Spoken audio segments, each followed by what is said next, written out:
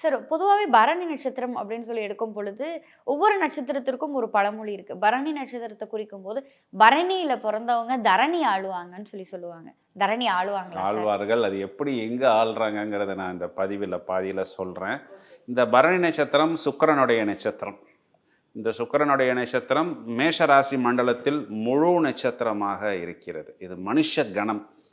இதுக்கு மிருகமாக கொடுக்கப்பட்டுள்ளது ஆண் யானை.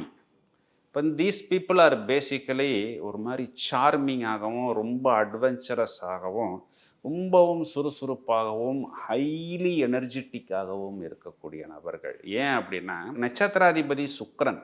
அப்போ அந்த சுக்கிரன்னாவே உலகாயத்த இன்பங்கள் எல்லா விஷயத்தையும் நம்ம டேஸ்ட் பண்ணிடணும். இப்போ ஒரு வீட்டில் ஒரு 4 பேர் இருப்பாங்க. 4 பேருக்கு 4 ஃபுட்டு ஆர்டர் பண்ணியிருப்பாங்க. இவங்களுக்கு ஒரு ஃபுட்டு தான். ஆனால் அந்த 4 ஃபுட்டையும் டேஸ்ட் பார்த்துருவாங்க. சும்மா அது ரெசிபி எப்படி இருக்குது, அவன் என்ன ஃபார்முலாவில் பண்ணியிருக்கிறான் அப்படிங்கிறத நான் பார்க்கணும் அப்படிங்கிறது மாதிரி எல்லா விஷயங்களையும் நன்றாக புசிக்கக்கூடிய நபர்கள். ரொம்பவும் வேகமாக, ரொம்பவும் பரபரப்பாக. இவர்கள் எங்கே இருக்கிறார்களோ அந்த இடமே பரபரப்பாக இருக்க வேண்டும்.